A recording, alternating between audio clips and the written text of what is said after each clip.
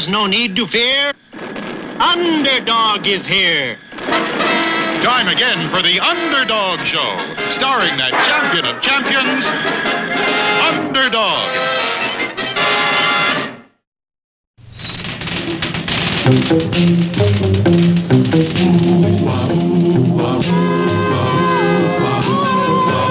When criminals in this world appear and break the laws that they should fear and frighten all who see or hear, the cry goes up both far and near for Underdog. Underdog. Underdog. Underdog. Speed of lightning, roar of thunder, fighting all who love or plunder. Underdog. Underdog.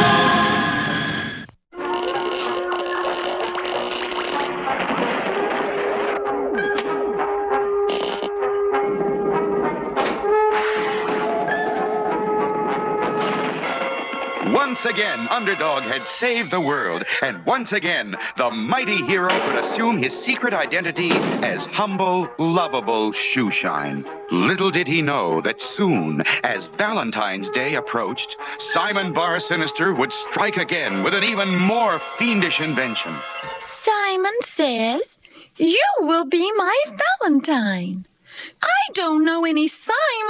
It must be Simon Bar Sinister, that foul fiend. Oh!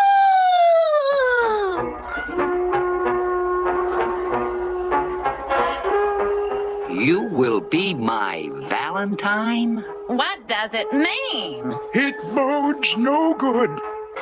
And now, here with all the latest news is your Ace TV reporter, Sweet Polly Purebred.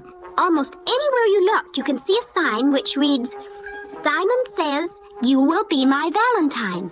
No one would want to be Simon Bar Sinister's Valentine. Ugh.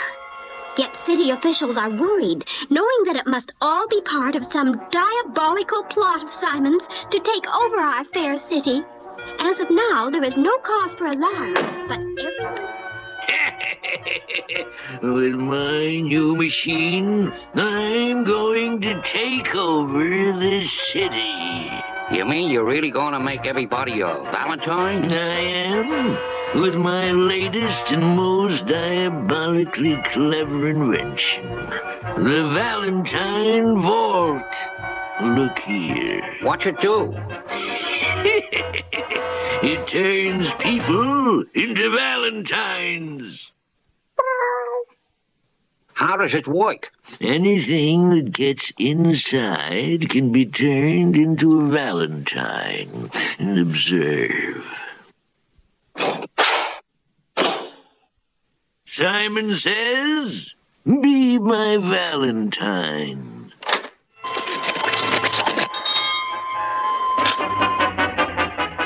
Wow! But will it work on people? Step inside. I will demonstrate. Not me, boss. Well, and go out and tell the boys to bring us back a few funny Valentines, eh? Here they are, boss. We got you a nice cross-section. A banker, a salesman, a cabbie, a hat-check girl, a school teacher. Good. Now you are all going to help us in a little experiment. No, you can't. Don't do this to me. Silence! Now, if you'll all just step into my private office here. Simon says, "Be my Valentine."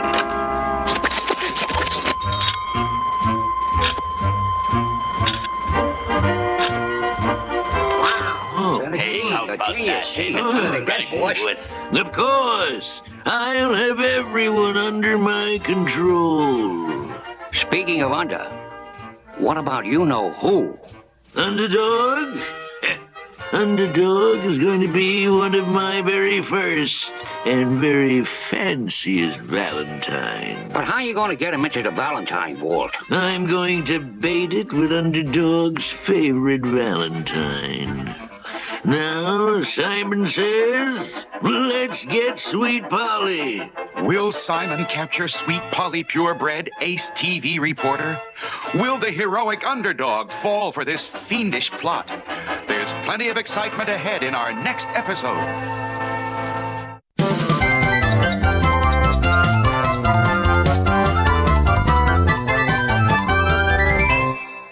One bright and sunny day, the surface of Bongo Bay was alive with activity. Sailboats of all kinds skimmed across the water, practicing for the Royal Yacht Race. Of course, everyone knew that the Kinganoti would win. They always won because they were the best sailors in Bongo Congo. Experienced, daring sailors of the sea.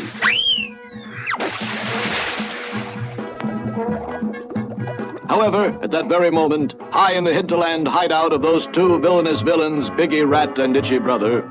Yeah, I see by the papers that the big yacht race is coming off next week. Who cares about big races? We're after big money, see? Well, it's always the Royal Cup they give to the winner. Oh, who cares about cups? We're looking for cash. Yeah, but the cup is like solid gold, man. Well, who cares about solid gold? Gold? Yeah, right here. Let me see that. Royal Cup is solid gold, worth 50,000 bongo bucks. 50,000. Get your sea legs on, Itch. You and me are going in that race. Yeah, but Big, we don't know enough about sailing to win. Now listen, masthead, how many times have I got to tell you? You don't win by winning, you win by cheating. Now the first thing we do is go see Professor Messer, see? And so the two went to see the world's zaniest inventor, Professor Messer, man of 1,000 personalities. Morning, Mass. Jumpin' Yemeni, it's Ben Piggy and Itchy. Jumpin' Yemeni? Who are you today, Mass? My name Ben Johnson Johansson Jensen, but you may call me Yonny. Okay, Yanni. We got a problem. Yeah, we gotta, slip one over on a sailor. He means we're entering the Royal Yacht Race, see? And we gotta win by hook or by crook. Yeah, mostly crook. So what can you invent for us in the way of a boat? Jumpin' Yemeni, Ben got the very thing back in the boatyard already invented. And so Professor Messer, disguised as Johnson Johansson Jensen, took them back into his crazy boatyard. This fine boat for big race called Flip Flap Flop Flying Fish, Jumpinage. Yeah, anchors away, mates. How does it start? Just your candle.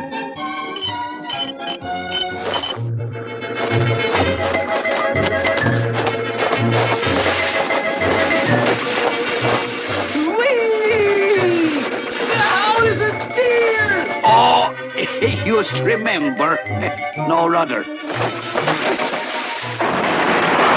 Open Yemeni, here is first-rate racing boat called Australian Crawler, I show you.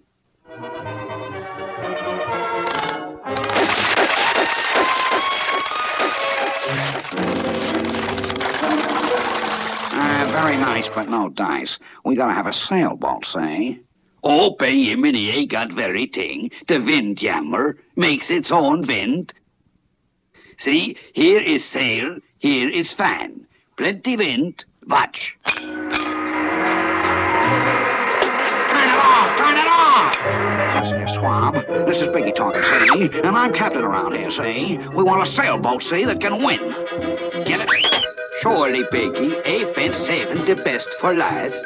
Johnson Johansson Jensen's super sailing submarine. And this indeed looked like the answer for Biggie and Itchy. What appeared on the surface to be an innocent sailboat was in reality a one-man submarine underwater. Biggie quickly saw that such a craft could easily beat any ordinary sailboat and was determined to use it to win the royal race. Hey, Mess, this is the smoothest. Mass, you're a genius. We can't beat them. We'll torpedo them. Will King Leonardo get torpedoed? Will he lose the race? Will Biggie and Itchy win the Gold Cup? We'll find out in our next episode, The Shifty Sail.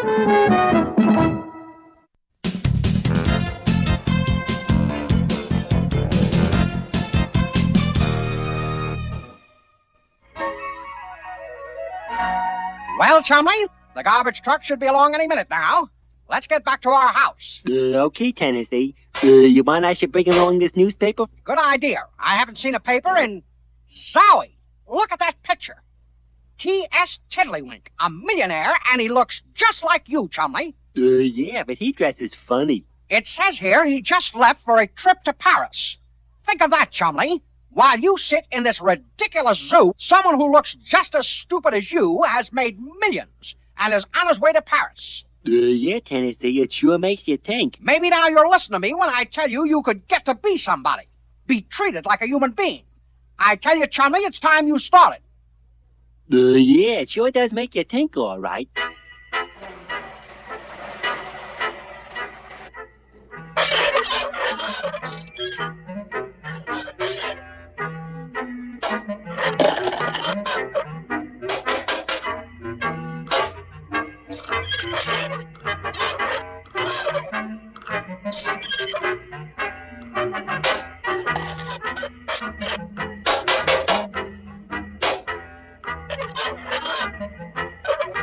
No!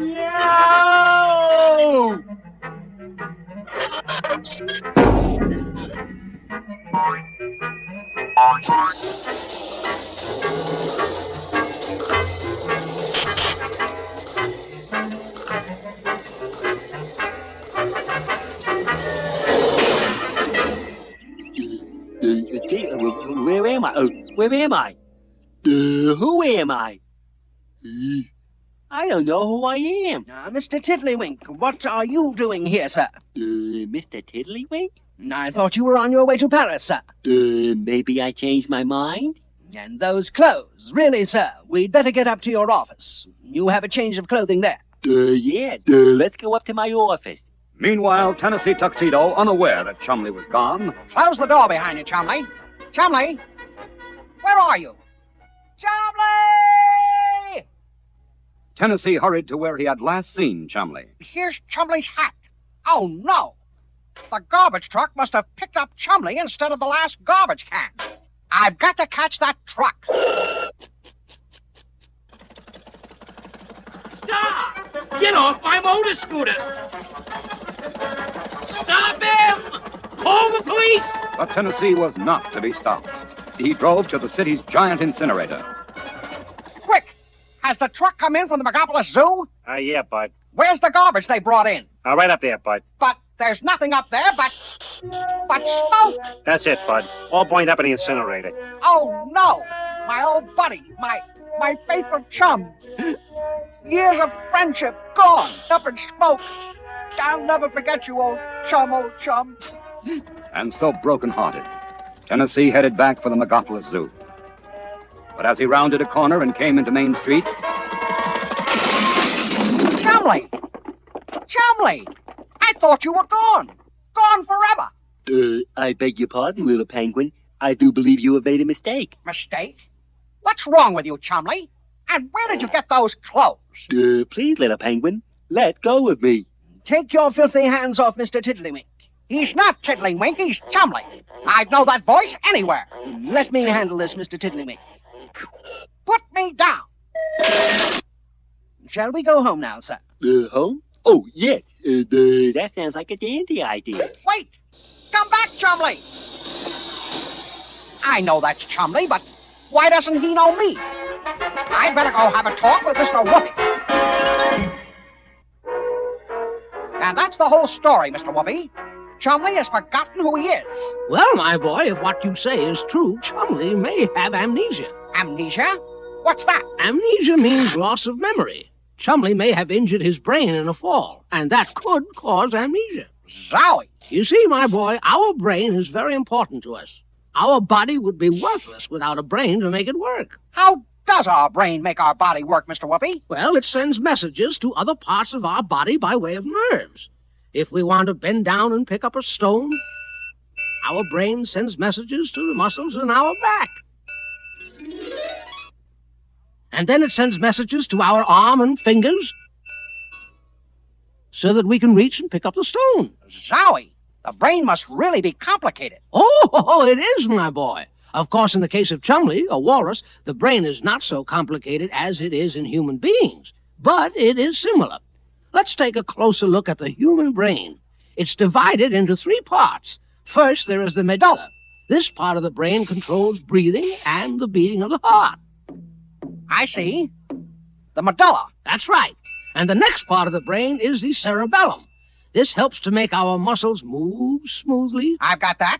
The cerebellum. But the largest part of the human brain is the cerebrum. The cerebrum is the part which makes us able to smell and see and hear. see and hear. But what about our eyes and ears? Don't they do that? My boy, even with the finest eyes and ears in the world, we couldn't see or hear at all without the cerebrum.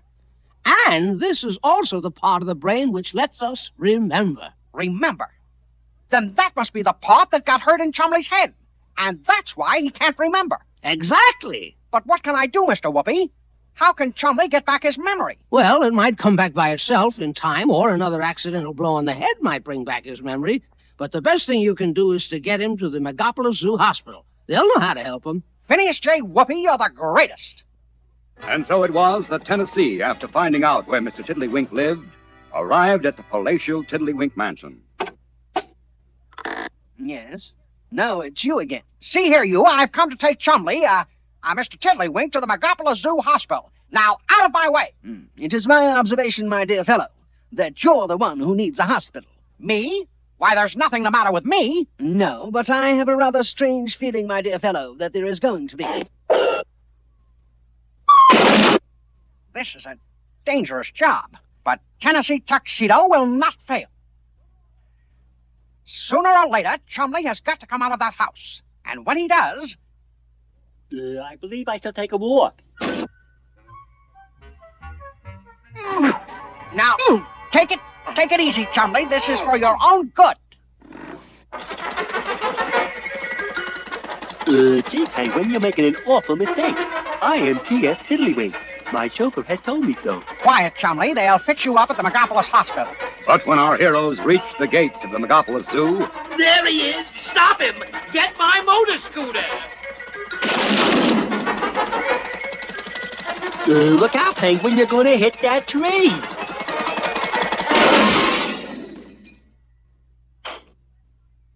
Oh, you wrecked my beautiful motor scooter! I'll have you washing pots and pans for months! Gee, Tennessee, what happened? What happened? Well, Chumley, you've got your memory back. That crack-up cured your amnesia.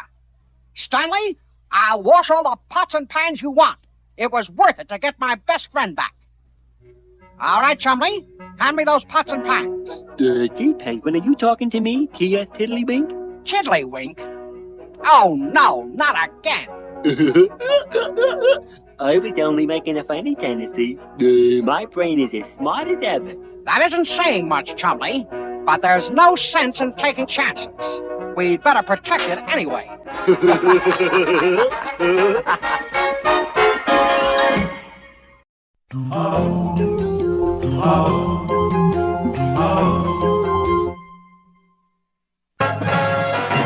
Unknown to Sweet Polly Purebred, Simon Bar Sinister was out to capture her and make her a victim of his fiendish Valentine machine. And so, dear viewers, Valentine's Day is here, and the city still wonders what Simon Bar Sinister meant by, "You will be my Valentine." Perhaps we shall never know. Grab her, boys! Now I have Sweet Polly, and Underdog will soon hear about it and come to save her. But at that moment, the mighty Underdog was disguised as humble, lovable Shoeshine. Shine, sir? Out of my way, you! Oh, help me! Help me! Save me, Shoeshine! Take care of him, boys! Unwilling to expose his true identity, the mighty hero was forced to take a tremendous beating.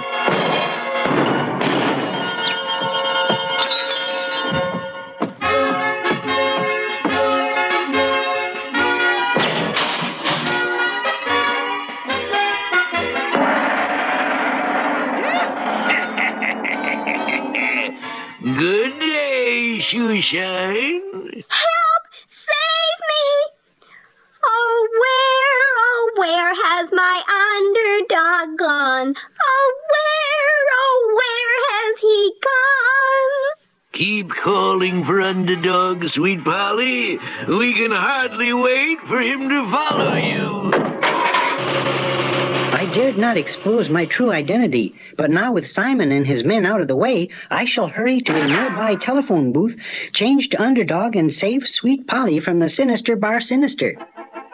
So I said to him, I said, Herman, you just wait and see. Sooner I or must later, save Sweet everything's Polly, gonna but be right is right and fair is fair. These people were in line first, and I must wait my turn to use the telephone booth. And as humble, lovable Shoeshine waited anxiously to change to Underdog,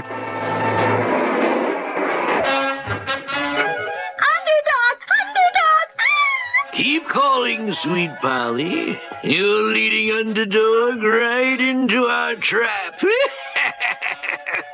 Set your traps, villain. But there is no trap that the heroic Underdog cannot overcome. No? Well, look at this, my dear.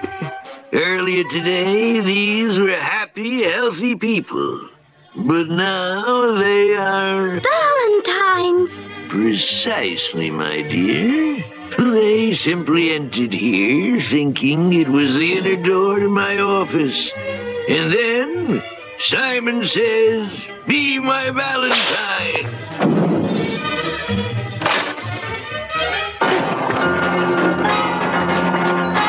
You see, my Valentine? And soon Underdog will arrive to save you. And he will be my Valentine. You fiend!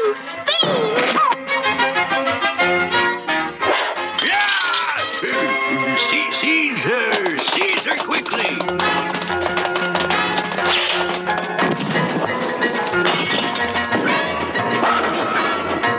And so I knew you'd want to hear it. Only one more customer to go. I must change to Underdog and hurry to save Sweet Polly. Over the phone. It's only 2 pages long. Now, first. Good work, Cad. Now handcuff her to the post. There's the trap, and you are the bait. And soon Underdog will be my Valentine. will the mighty Underdog fall into Simon's trap and become his Valentine? There's a thrilling time ahead in our next exciting episode.